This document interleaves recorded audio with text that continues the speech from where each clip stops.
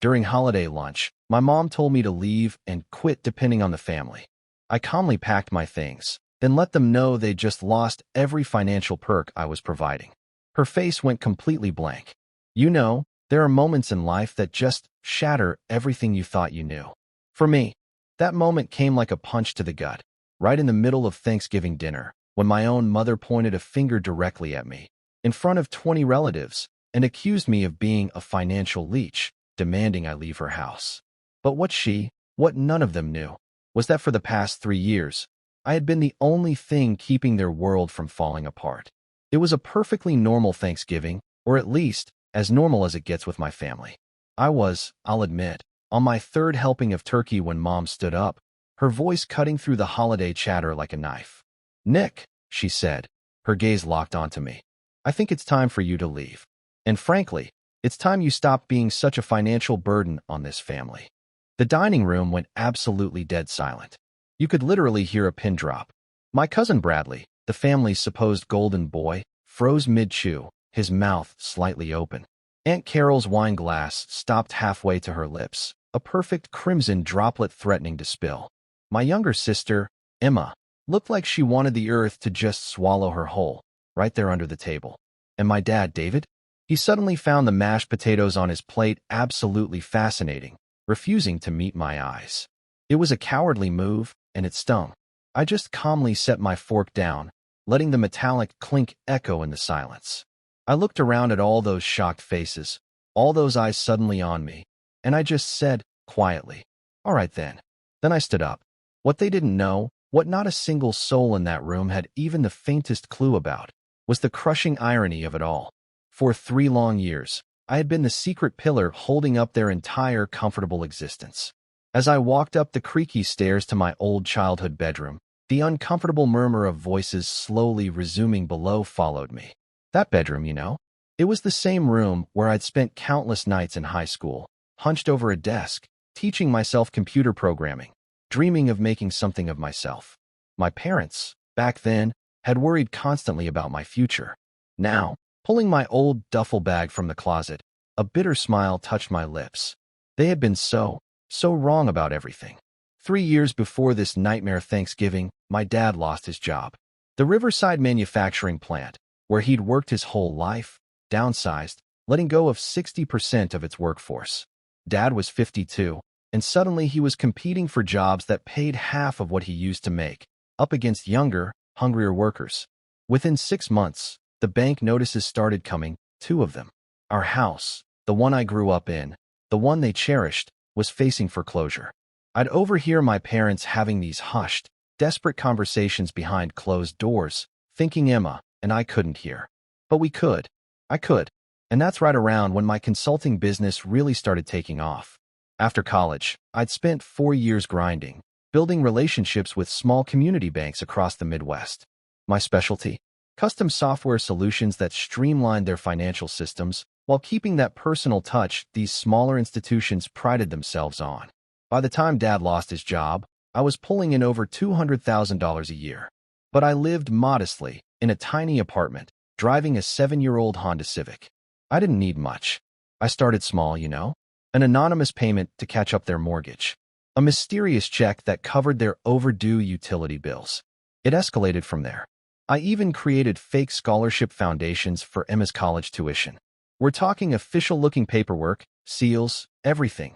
All to make her believe she'd won academic merit awards. I set up shell companies that sent my parents fake dividends and investment returns, all carefully crafted to look like smart financial decisions my dad had supposedly made years earlier. It was an elaborate charade. The truly beautiful, soul-crushing irony of it all was this. While I was working 16-hour days, literally funding their entire comfortable lifestyle, they never stopped criticizing my career choice. My mom would tell neighbors I was just a computer guy who lived paycheck to paycheck. My dad would shake his head, wondering why I didn't get a real job with benefits and security. They had no earthly idea that their stable, comfortable life, their sense of security, was built entirely on my success, my sacrifice. I was folding a t-shirt into my duffel bag when my phone rang. The caller ID flashed, Midwest Community Mortgage Services. Talk about strange timing. But I answered anyway. Mr. Thompson, this is Janet from the mortgage department, the woman's voice chirped. I'm calling about the Patterson family account. We show that you've been making payments on their behalf, but we haven't received anything for the past 3 months.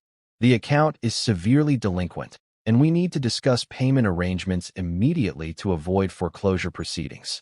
My blood ran cold. 3 months behind. That was impossible. I had been sending payments religiously every single month through my automated banking system. I immediately pulled up my phone's banking app, scrolling through my recent transactions.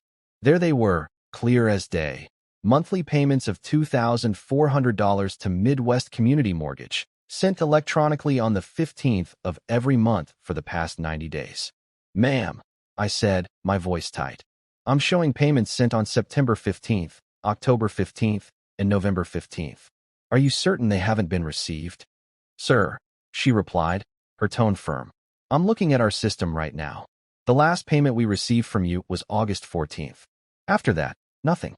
The account shows a current balance of $7,200 past due. Something was very, very wrong. As I hung up the phone, a chilling realization washed over me. Someone had been intercepting my payments. Someone who knew about my secret arrangement. Someone with access to redirect the money. Someone who wanted my family to fail, all while profiting from my generosity. And I had a terrible, sickening suspicion about who that someone might be. I grabbed my laptop. For the next 20 minutes, my fingers flew across the keyboard, tracing my payment history through my banking software.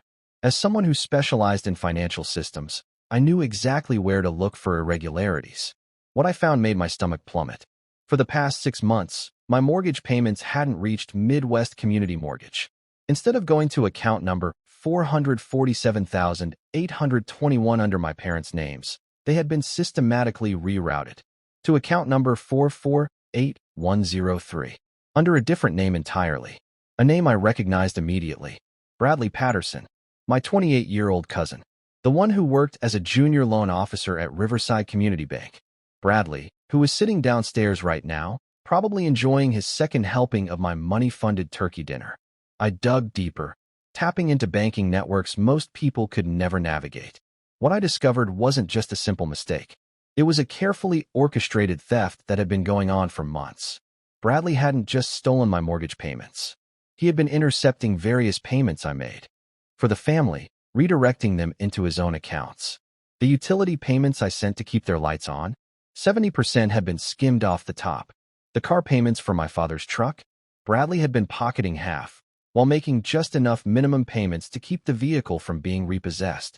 Even some of the scholarship money I'd been sending for Emma's college had been partially diverted. In total, Bradley had stolen over $70,000 of money intended to support our family. But that wasn't the worst part. The worst part was seeing how he'd been spending it. 3 separate charges at Paradise Casino, totaling $12,000. A luxurious vacation to Las Vegas that cost $8,000. A brand new motorcycle, shiny and expensive, worth $15,000. Premium sports betting accounts with deposits that added up to more than $20,000. Designer clothes, expensive restaurant bills, luxury hotel stays.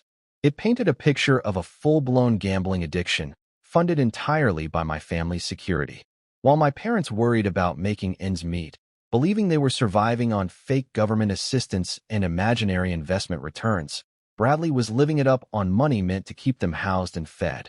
I was still staring, numb, at the damning evidence on my laptop screen when I heard footsteps on the stairs. Bradley's voice called out cheerfully, "Nick, your mom sent me up to see if you needed help packing. She feels bad about what happened downstairs." He appeared in my doorway, all smiles and fake concern. Bradley had always been the golden child of our extended family. Tall, athletic, with that easy charm that made adults trust him instantly. He played baseball in high school, got decent grades without even trying, and landed his bank job through family connections. Everyone considered him the responsible, successful one. "I brought you a beer," he said, holding out a bottle. "Figured you could use one after that scene downstairs." "Thanks," I said, accepting the bottle but not opening it. "Bradley, can I ask you something?" "Sure, cuz. Anything." His smile flickered for just a moment. "You work at Riverside Community Bank, right? In the loan department?" "Yeah, that's right." "What?" "Just curious about how electronic banking transfers work," I said, trying to sound casual.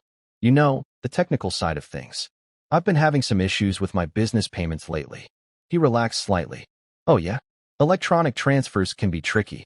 Lots of things can go wrong. Numbers get mistyped, accounts get mixed up. Happens more than you'd think. Interesting. So if someone wanted to redirect a payment, how would they do that? Now his smile disappeared entirely. Bradley sat down on my old desk chair and studied my face carefully. Nick, what exactly are you getting at? I closed my laptop, the screen going black, and looked directly at him. I'm getting at the fact that my family is about to lose their house because someone has been stealing the mortgage payments I've been sending. Someone with access to banking systems and knowledge of account numbers. The color drained from Bradley's face, but he recovered quickly. Too quickly. Whoa, hold on, he said. Are you saying you've been paying your parents' mortgage, Nick? They've been getting assistance from some kind of government program. They told the whole family about it. Your dad made some smart investments a few years back, and they qualified for housing assistance because of his job loss. Bradley, I said, my voice flat, there is no government program. There are no smart investments. Every dollar keeping this family afloat has come from me. And for the past 6 months, someone has been stealing that money and letting my family slide toward foreclosure, all while funding their gambling addiction. Bradley stood up abruptly, his friendly demeanor evaporating completely. You're out of line, Nick. You can't just throw accusations around like that. You think I would steal from family? You think I'd let Uncle David lose his house? I don't think it, Bradley. I know it. I have the electronic records, the account numbers, the transaction trails. I know about Paradise Casino, about Las Vegas, about the motorcycle. I know about all of it. For a long, tense moment, we stared at each other in silence. Then Bradley's expression changed into something I had never seen before. Something cold, calculating. You know what your problem is, Nick? He said, his voice laced with venom. You think you're so much smarter than everyone else. You think because you work with computers all day, you understand how the real world works. But you don't. You have no idea what's really going on in this family. Enlighten me. I challenged, my heart pounding. Your parents don't want your help. They never did. They're embarrassed by you, by your weird job, by the way you live, by the fact that you're 30 years old and still single with no real future. The only reason I stepped in to manage their financial situation was because they asked me to. They wanted someone they could trust, someone who understood their needs. I felt like I'd been punched in the stomach. Manage their financial situation? That's right. Your dad came to me 6 months ago. He was worried about some irregularities in their accounts. Money showing up from unknown sources. He was afraid someone was laundering money through their accounts or using them for some kind of fraud. He asked me to investigate and make sure they weren't getting in trouble with the law. Bradley was lying, but he was doing it convincingly. More convincingly than I expected. Your dad specifically asked me to block any suspicious payments and redirect them until we could figure out where they were coming from. We've been building a case to turn over to federal investigators. Congratulations, Nick. You've been under financial investigation for the past 6 months. I realized then that Bradley was far more dangerous than I had given him credit for. He wasn't just a gambling addict who stumbled into theft. He was a skilled manipulator who had spent months creating an elaborate cover story that painted me as the criminal and himself as the family protector. Here's what's going to happen, Bradley continued, his voice dropping to a chilling whisper. You're going to keep your mouth shut about your little conspiracy theories. You're going to leave this house like your mother asked. And you're going to stay away from this family's finances. Because if you try to cause trouble, I'll tell everyone that you've been trying to control them with money, that you've been stalking their financial accounts, and that you made threats against me when I tried to protect them. Who do you think they'll believe, Nick? The weird computer guy who lives alone and has no friends? Or the responsible bank employee who's been trying to keep them safe? Bradley picked up the beer he had brought me and took a long, defiant drink. Besides, I've already told Uncle David that I think I can help them with their mortgage situation. I'm planning to offer them a personal loan later today. A generous family loan that will get them caught up on their payments and keep them in their house. They'll be so grateful. They'll probably insist on making me the executor of their will. The sheer audacity of it was breathtaking. Bradley was planning to loan my family money they desperately needed, using the very same money he had stolen from their support payments. He would be paid back, with interest, for that. Actually, Bradley interjected smoothly, stepping forward. I've been meaning to talk to you about that. I noticed some irregularities in your account when I was helping you monitor your finances. Nothing serious, but I think there might be some confusion about payment processing. I was going to suggest that maybe I could help by providing a short-term loan to get everything caught up while we sort out the paperwork." "Oh, Bradley, that's so generous of you," my mother gushed, her eyes sparkling with relief.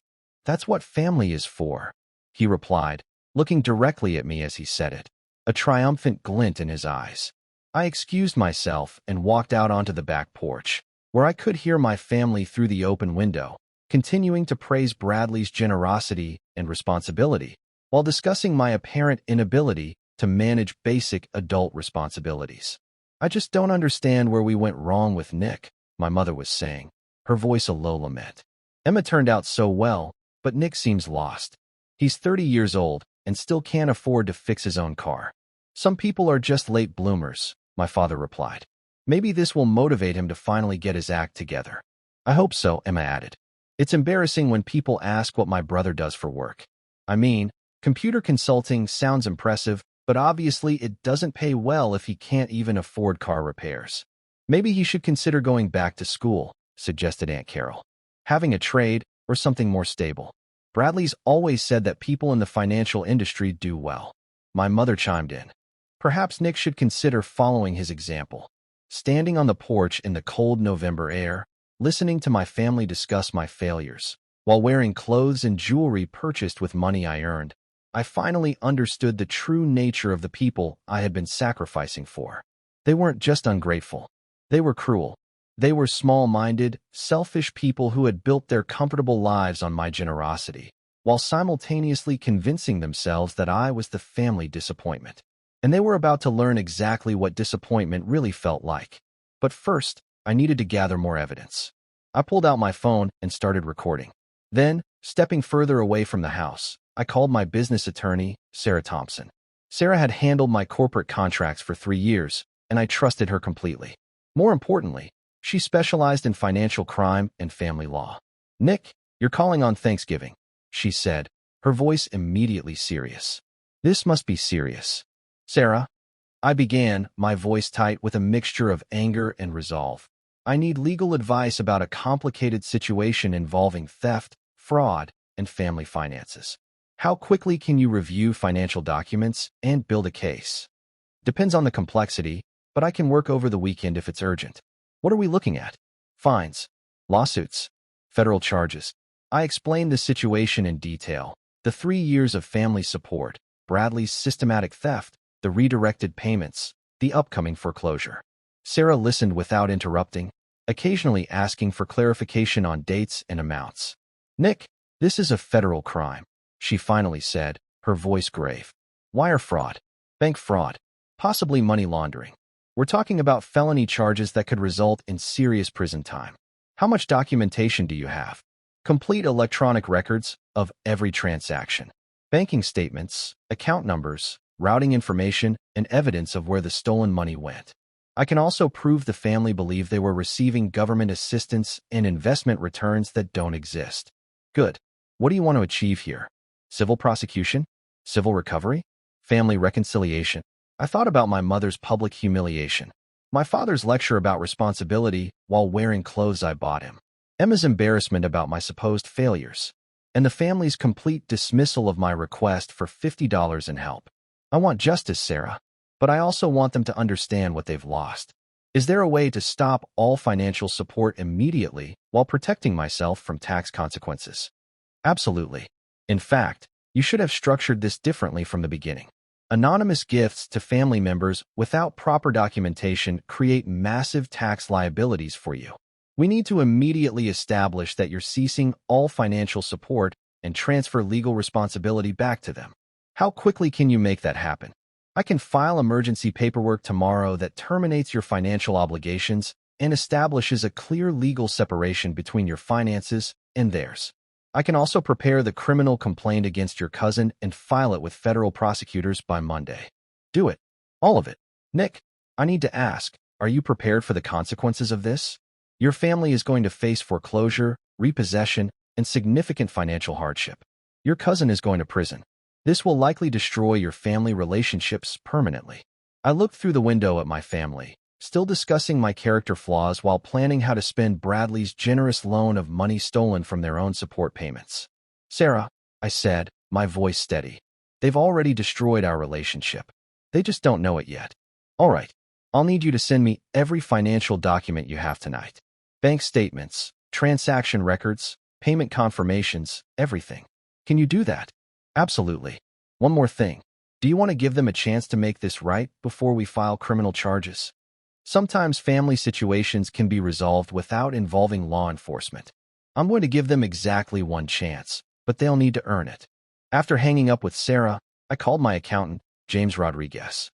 James had been managing my business finances since I started the consulting company, and he understood the tax implications of my family support better than anyone. Nick, good to hear from you. How's the holiday? Complicated, James. I need to talk to you about the family financial support situation we discussed last year. The anonymous gifts. What about them? I need to stop them immediately and restructure everything to minimize my tax exposure. Also, it turns out someone has been stealing a portion of the support payments for the past 6 months. There was a long pause. Nick, we need to meet first thing Monday morning. The tax implications of this are more serious than I think you realize. How serious? Because you've been making substantial anonymous gifts to family members without proper documentation or gift tax filings. The IRS could treat them as taxable income for you. We're talking about potentially over $100,000 in unexpected tax liability. Add to that the fact that you've been deducting business expenses while supporting family members, and you could be looking at penalties and interest that would bankrupt you. My stomach dropped. What are my options? We need to immediately establish a clear legal separation between your finances and your families. You need to formally notify them that all financial support is ending and why. We need to document the theft for tax recovery purposes, and we need to restructure your tax filings for the past 3 years to properly account for the gifts. Can you handle all of that this weekend? I'll have to. Nick, if you don't address this immediately, you could lose everything. The tax liability alone could force you into bankruptcy. Then let's fix it. I'll send you the same financial documents I'm sending to my lawyer. Good. And Nick, I'm sorry this happened.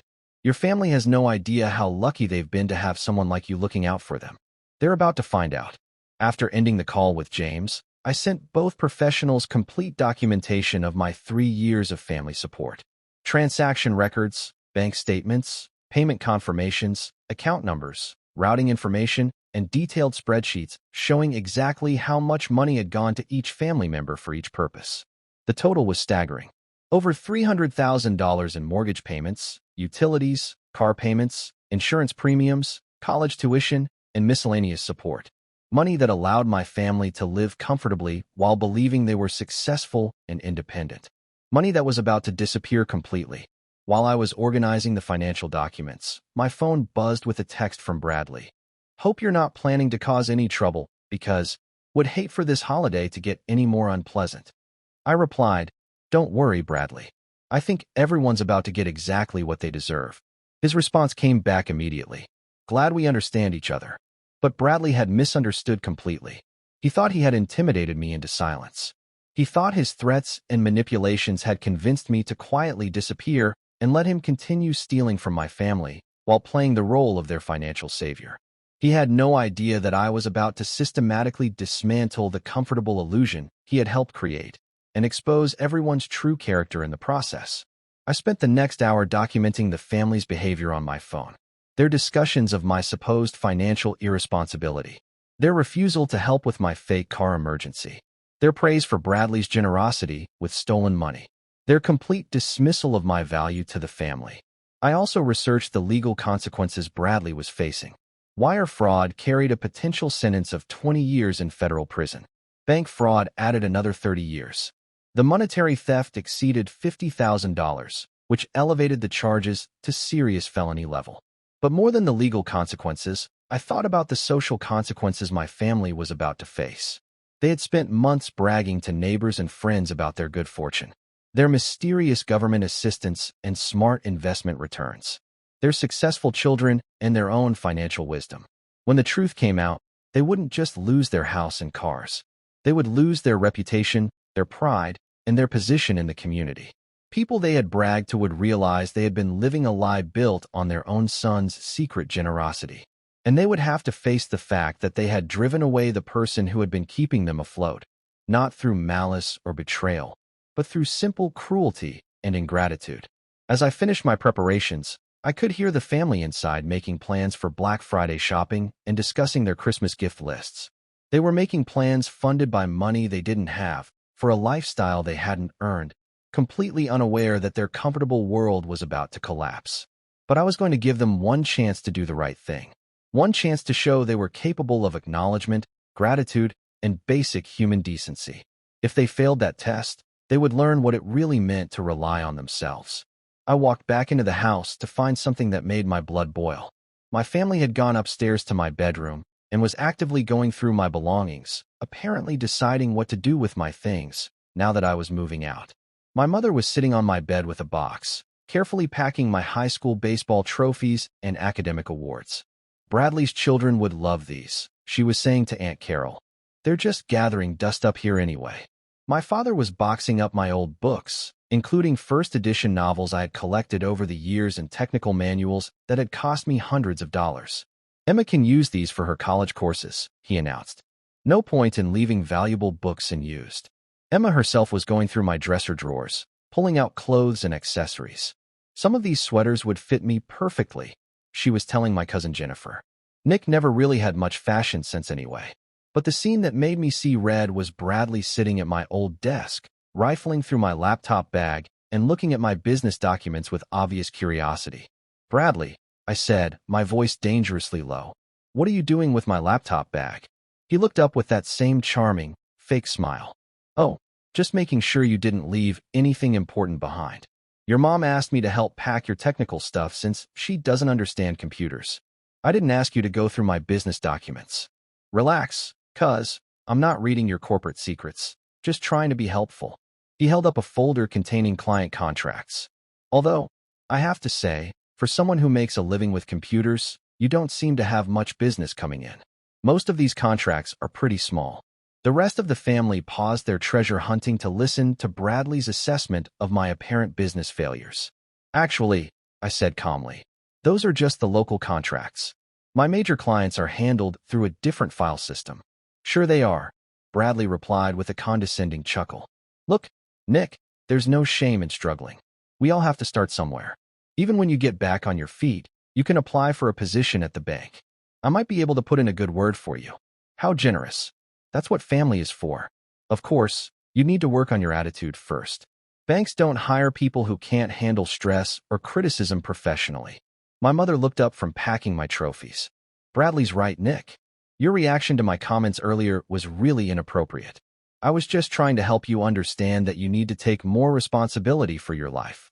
Mom, I interjected, my voice strained.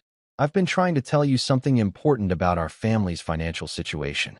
Could we talk about that? Honey, I don't think this is the right time for another one of your schemes or excuses. We're all trying to help you pack and get organized. It's not a scheme. It's about your mortgage and the foreclosure notice you received. My father stood up from his box of my books. Nick, we appreciate your concern, but Bradley's already offered to help us with that situation. He understands banking and finance better than any of us. We don't need to worry you with adult financial matters. Adult financial matters? My mother added, shaking her head. Son, I know you mean well, but you can barely afford to fix your own car. We can't take financial advice from someone who's struggling to pay his own bills. Emma looked up from my clothes. Nick could learn something from watching how real adults handle money problems. Bradley's always been good with financial planning. Very good. Agreed, Aunt Carol added. He saved up for 2 years to buy that motorcycle. That takes real discipline and maturity. I watched. My sister praised her own maturity, which had been funded entirely by my fake scholarship programs, while criticizing my lack of perspective. I watched my parents accept Bradley's explanation that I was jealous of their success, which existed only because of my secret support. I watched my extended family nod in agreement about my character flaws, while wearing jewelry and clothes purchased with money I had earned. And I realized that they were beyond redemption. These weren't good people who had been temporarily misled. These were fundamentally selfish, Cruel people who felt entitled to judge and dismiss me while benefiting from my generosity. They weren't grateful for their good fortune. They believed they deserved it. They weren't concerned about my struggles. They were eager to use my apparent failures to feel better about themselves. But I was about to give them one last chance to show their true character. "You know what?"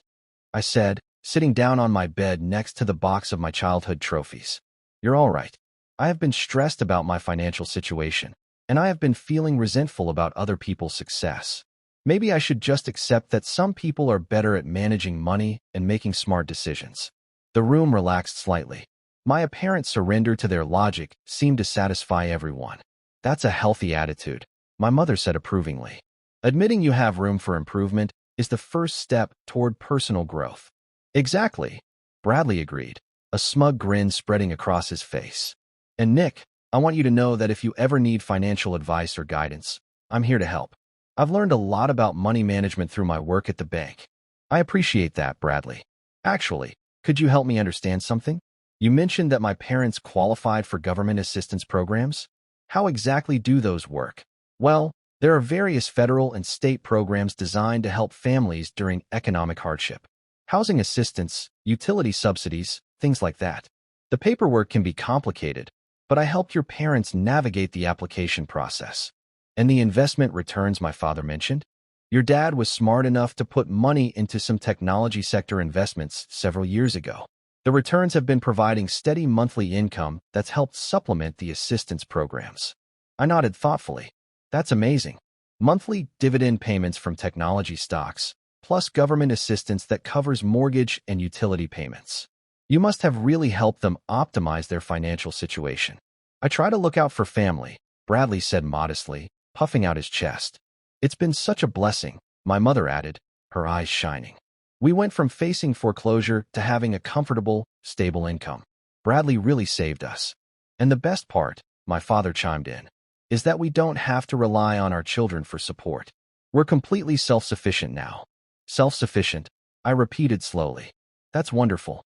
So if something happened to disrupt those income sources, you'd be able to manage on your own?" "Of course," my mother replied confidently. "We've learned to live within our means and make smart financial decisions. That's what real adults do.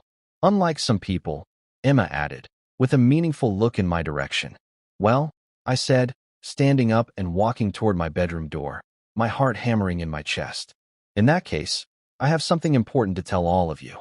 Something that's going to test exactly how self-sufficient and financially stable you really are." The family looked at me with expressions ranging from curiosity to annoyance. "Nick," my father warned, his voice stern, "if this is another one of your emotional outbursts about money, we really don't have time for it." "Oh, you're going to want to make time for this one, Dad. Because this affects every single person in this room." I pulled out my phone and opened my banking app. "You see, there's something none of you know about your financial situation. Something that's about to change dramatically, starting right now." Bradley's confident expression began to shift into something that looked like genuine concern. "What are you talking about, Nick?" I looked around the room at my family, surrounded by my belongings they had been dividing up, wearing clothes and jewelry purchased with my money, planning futures funded by my generosity, completely convinced of their own success and my failure. "I'm talking about the fact that you're all about to learn the difference between actual self-sufficiency and the comfortable illusion I've been providing for you." And then I began to tell them the truth. "Mom, Dad, Emma, everyone," I said, looking around the room at my entire extended family. "Before I leave this house, there's something you all need to understand about your financial situation. Something that's going to change everything, starting immediately." "Nick, please," my mother sighed. "We've already established that Bradley is handling our financial matters professionally. There is no government assistance." I interrupted, my voice carrying clearly through the room, cutting off her words. "There are no investment returns. There are no dividend payments from technology stocks. Every single dollar that has kept this family afloat for the past 3 years has come directly from me." The room went completely silent. My father stopped folding my clothes. Emma's hands froze in the middle of going through my dresser. Aunt Carol slowly sat down the jewelry she had been examining. "That's ridiculous," my mother said after a moment, her voice thin, a forced laugh escaping her lips. "Nick, we've seen the paperwork. We've received official documentation about our assistance programs. I created that paperwork. I replied calmly, my eyes locked on hers. I established fake foundations, shell companies, and fraudulent assistance programs to hide the fact that I was supporting all of you. Every mortgage payment, every utility bill, every car payment, every dollar of Emma's college tuition. All of it came from me. I pulled out my phone and opened my banking app, projecting the screen onto my laptop so everyone could see the transaction history. Midwest Community Mortgage, $2,400 monthly for 36 months. Commonwealth Edison, an average of $350 monthly. Riverside Ford Credit for Dad's truck payments, $420 monthly. Emma's tuition at State University, $18,000 per semester, transferred through fake scholarship foundations I created. The numbers filled the screen in an endless scroll of payments that totaled hundreds of thousands of dollars. My father's face had gone completely white. "Nick, this can't be real," he whispered, his eyes wide with disbelief. "It's completely real, Dad. And it stops today, right now. I've already filed legal paperwork terminating all financial support and transferring legal responsibility back to you." "But the government programs?" my mother whispered, tears starting to form in her eyes. "The assistance applications Bradley helped us file?" "There were no applications," I said, looking directly at Bradley, whose charming smile had completely disappeared, replaced by a mask of terror. "Bradley never helped you apply for anything. But he did help himself to a significant portion of the money I was sending to support you." "That's a lie," Bradley said quickly, leaping to his feet. "Uncle David, don't listen to him. He's having some kind of breakdown. This is exactly the kind of behavior I was worried about." "Bradley," I continued, ignoring him completely and keeping my gaze on my parents, "has been systematically stealing from your support payments for the past 6 months. The mortgage payments you think you've been receiving? 70% went into Bradley's gambling accounts. The utility assistance? Half was redirected to fund his Las Vegas vacations. In total, Bradley has stolen over $70,000 that was meant to keep you housed and fed." I switched screens on my laptop, displaying Bradley's banking activity and gambling records. Paradise Casino, $12,000 in withdrawals. Las Vegas vacation, $8,000. New motorcycle, $15,000. Sports betting accounts, over $20,000 in deposits. All funded with money stolen from your family's support payments. Bradley's face had gone from confident to desperate. "You're insane, Nick. You can't just throw around accusations like this. I've been trying to help this family." "Have you, Bradley?" I shot back, my voice sharp. "Is that why you redirected their mortgage payments for 3 months, causing them to face foreclosure? Is that why you planned to offer them a predatory loan using their own stolen support money, and then charge them interest on it?" My mother stood up shakily, her hand clutching her chest. "Bradley, is this true?" "Of course it's not true," Bradley stammered, his eyes darting frantically. "Nick is making this up because he's jealous of our success. He's been spying on our financial accounts and creating these fake records to make himself look important." "These aren't fake records," I said, pulling out printed bank statements and transaction logs. "These are official banking documents showing 3 years of systematic support and 6 months of systematic theft. Every payment is documented. Every transaction is traceable. Every dollar is accounted for." I handed the documents to my father, who began reading them with growing horror, his hands trembling. "David," I continued, my voice steady but firm, "you're going to receive a foreclosure notice next week because Bradley has been stealing your mortgage payments. Your truck is going to be repossessed because he's been pocketing half the car payments. Your utilities are going to be shut off because he's been redirecting the money to fund his gambling addiction." "This is insane," Emma said, though her voice lacked conviction, her eyes wide with dawning realization. "Nick, why would you make something like this up?" "I'm not making it up, Emma. Your full scholarship to State University never existed. I created fake academic foundations and merit award programs to pay your tuition, without you knowing the money came from me. You've been attending college on my dime while believing you earned it through academic achievement." Emma sat down hard on my desk chair, staring at the documents I had handed her. "The Patterson Academic Excellence Foundation doesn't exist. The Midwest Merit Scholarship Program doesn't exist. The Technology Innovation Grant that paid for your laptop and textbooks doesn't exist. I created them all to hide the fact that I was funding your education. But I earned those scholarships, Emma whispered, tears finally streaming down her face. I had the grades. I wrote the essays. You did earn them, Emma. I made sure the fake selection criteria matched your actual achievements. But the money came from me, not from academic institutions that never existed. My father looked up from the bank statements, his face pale and shocked. Nick, this shows payments going back 3 years. You've been paying for everything. Everything, Dad.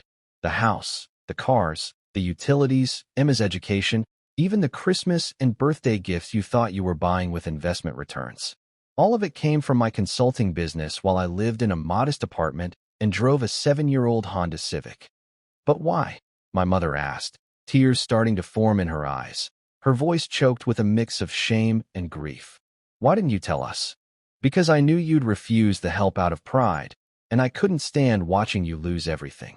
I thought I was protecting your dignity while keeping the family together. I never said anything because I wanted you to maintain your independence and self-respect. I never expected to be publicly humiliated and told to leave because I was supposedly a financial burden on the family.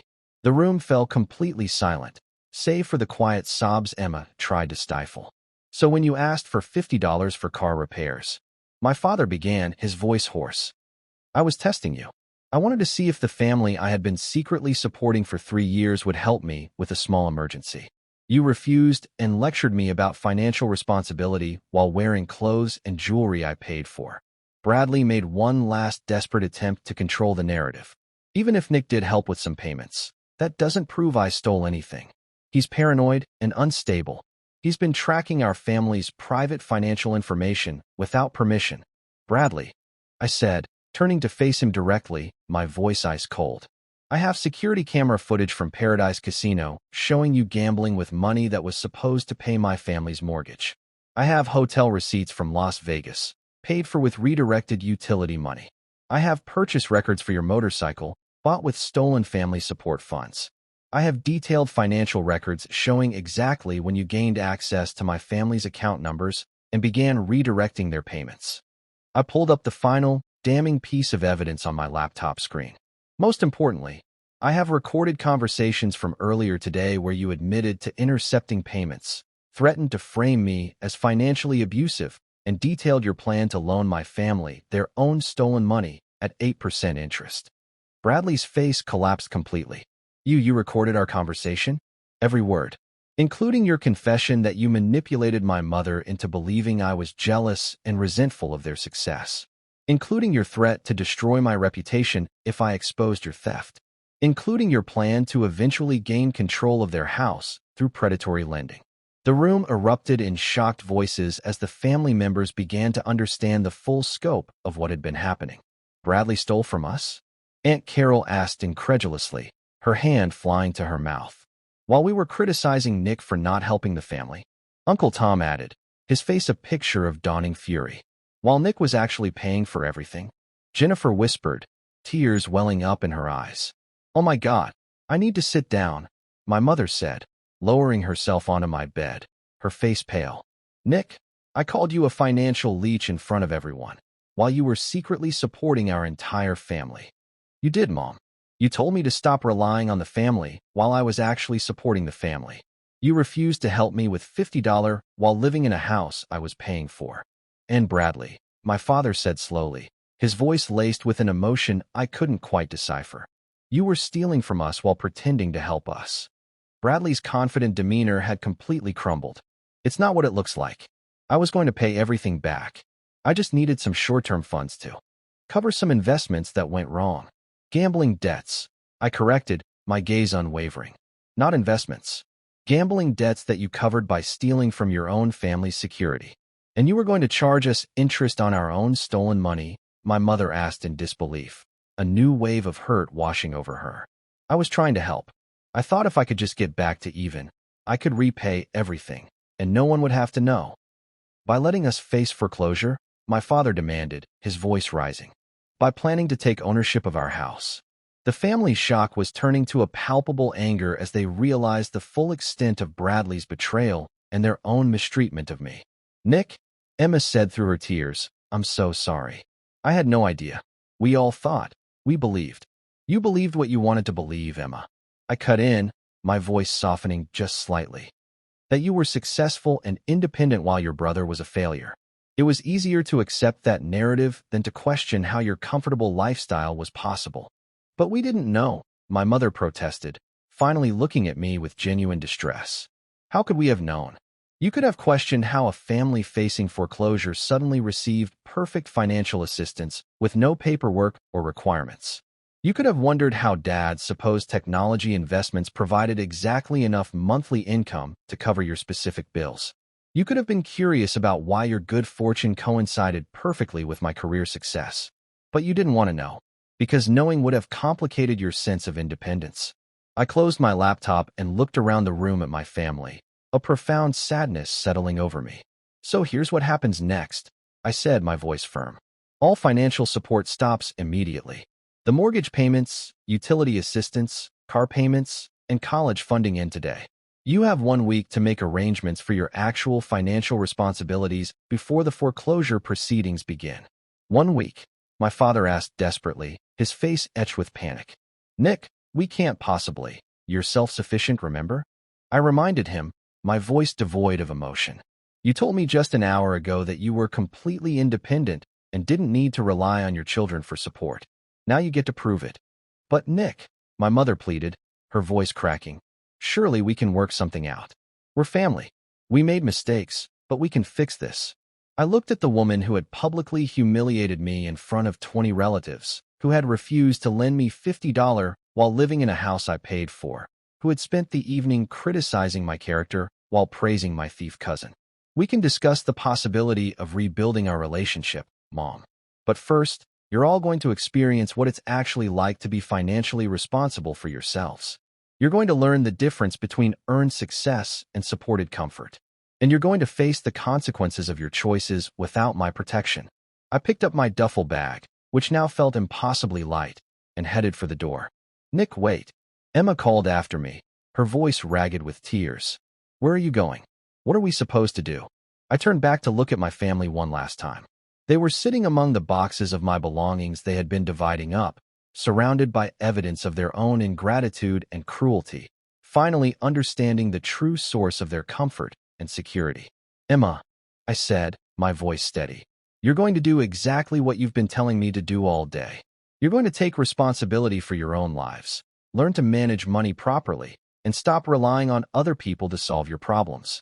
And Bradley, my father asked, his gaze fixed on his nephew, who was staring at the floor in complete defeat. Bradley, I said, my eyes meeting my cousin's, is going to federal prison for wire fraud, bank fraud, and theft of over $70,000. The FBI will be contacting him Monday morning. Nick, please, Bradley said desperately, finally looking up, his voice choked with fear. I'll pay everything back. I'll make this right. Don't destroy my life over this. Bradley, I replied, my voice calm but firm. You destroyed your own life when you chose to steal from your family and manipulate them into hating their own son. You destroyed your life when you decided to profit from their desperation while letting them face foreclosure. I'm not destroying anything. I'm simply removing the protection that allowed you to avoid the consequences of your choices. I walked out of my childhood bedroom for the last time, leaving my family to confront the reality of their situation without me. As I reached the bottom of the stairs, I could hear them beginning to argue among themselves, voices raised in accusation, denial, and panic, as they realized the magnitude of their crisis. But for the first time in 3 years, their crisis was truly their own. 6 months later, I was sitting in my new downtown office, a place that felt a million miles away from that cramped childhood bedroom, when my assistant buzzed me with a call. Nick, there's a Susan Patterson on line 2. She says she's your mother. I hadn't spoken to my family since Thanksgiving. My lawyer, Sarah, had handled all communications regarding Bradley's prosecution and the family's financial transition. But I had been wondering when this call would come. Hello, Mom, I said, picking up the receiver, my heart a mix of apprehension and a strange kind of peace. Nick? Honey, thank you for taking my call. I wasn't sure you would. Her voice sounded different. Older, yes, and more tired, but also somehow more genuine, more raw than I remembered. How are things going? I asked, trying to keep my voice neutral. They've been challenging, but we're managing. Your father found a job at the new logistics center, and I'm working part-time at the community center. Emma transferred to the local community college, and she's working nights to pay her tuition. She paused, and I braced myself. And the house? She continued, her voice softer. We lost it. We're renting a small apartment on the south side. It's not much, but it's ours. We're paying our own bills for the first time in 3 years. I felt a complex mix of emotions. Relief that they were surviving, sadness about their losses, and something else I couldn't quite identify. I'm sorry it worked out that way, Mom. Don't be sorry, Nick. We needed to learn how to take care of ourselves. We needed to understand what we had been taking for granted. There was a long pause before she continued, her voice gaining strength. Nick, I called to ask if you would meet with us. Not to ask for money or help, but to apologize. Really apologize. Your father and Emma and I have been going to family counseling, and we've learned some difficult things about ourselves and our behavior. What kind of things? I asked, genuinely curious. We learned that we treated you terribly, not just on Thanksgiving, but for years. We took your success for granted. We dismissed your career. We criticized your choices, and we never once asked if you needed support or encouragement. We were selfish, ungrateful people who felt entitled to judge the person who was keeping us afloat. Her voice broke slightly, and I heard a muffled sob. We learned that when someone loves you enough to sacrifice their own comfort for your well-being, could ask Rachel and her partner to fill that role. The idea made perfect sense. Rachel had become not just a professional ally but a genuine friend over the past year. She taught us that sometimes the most loving thing you can do is refuse to enable destructive behavior, even when it's difficult. I think Rachel would be honored, I said. She's exactly the kind of person I want influencing our daughter's understanding of justice and integrity. As if summoned by our conversation, Rachel appeared in the doorway with a bouquet of pink roses and a gift bag. I hope I'm not intruding, but I wanted to meet the newest member of the family. Emma invited her in, and Rachel approached Grace with the same careful attention she brought to everything else in her life. She's gorgeous, Rachel said softly, and she's lucky to have parents who understand that protecting people you love sometimes requires difficult choices. Actually, I said, we were just talking about you. Emma and I would be honored if you and Michelle would consider being Grace's godparents. Rachel's eyes filled with tears. I would love that. Michelle is going to be so excited. As Grace slept peacefully in my arms, I thought about the journey that had brought us to this moment. A year ago, I'd been trapped in a toxic family dynamic, enabling criminal behavior because I didn't know how to separate love from guilt. Today, I was holding my daughter in a room full of people who understood that real love means wanting the best for someone, even when that requires setting hard boundaries. Grace would grow up knowing that family isn't just about blood relationships, but about the people who support your growth and hold you accountable when you make mistakes. She'd understand that helping someone doesn't always mean giving them what they want, and that sometimes the most loving thing you can do is refuse to participate in someone else's destructive choices. What are you thinking about? Emma asked, noticing my contemplative expression. I'm thinking about the kind of person I want Grace to become, I said. Strong enough to stand up for herself and others. Wise enough to recognize manipulation. Loving enough to help people genuinely change, but smart enough not to enable bad behavior. She'll learn all of that from watching you, Dad said quietly. You showed all of us what real strength looks like this year. I looked down at Grace's peaceful face and made a silent promise. She would never have to choose between family loyalty and personal integrity. She would grow up understanding that the two weren't in conflict, that real family loyalty meant protecting everyone from those who would exploit trust and love for personal gain. You know what? I said to everyone in the room, I think Grace is going to change the world someday. She's starting life surrounded by people who understand the difference between love and manipulation, between help and enabling, between family loyalty and family toxicity. Emma reached over and squeezed my free hand. I think you're right, and I think she's going to be proud of the choices we made to give her this kind of foundation. As the sun set outside the hospital window, I realized that sometimes the most important thing you can give a child isn't material security or family connections, but the knowledge that they deserve to be treated with respect and honesty by the people who claim to love them. Grace stirred in my arms and opened her eyes, looking up at me with that same serious expression Mom had noticed earlier. In that moment, I felt like she was seeing straight into my soul and approving of what she found there. "Welcome to the world, little one," I whispered. "You're going to have an amazing life." Optional YouTube CTA, spoken by narrator, separate from story. Have you ever had to choose between family loyalty and doing what's right? How did you find the strength to stand up for yourself when people you loved were asking you to accept unacceptable behavior? I'd love to hear your thoughts in the comments below. If this story resonated with you, please give it a like and share it with someone who might need to hear about the importance of healthy boundaries in family relationships. And if you enjoyed this video, don't forget to subscribe for more stories about overcoming family manipulation and building authentic relationships based on respect rather than guilt. Remember, real love never asks you to accept being mistreated. Sometimes the most loving thing you can do is refuse to enable someone's worst behavior, even when they're family. Thank you for listening, and I hope this story helps you find the courage to protect yourself and the people you care about from those who would exploit your loyalty and kindness.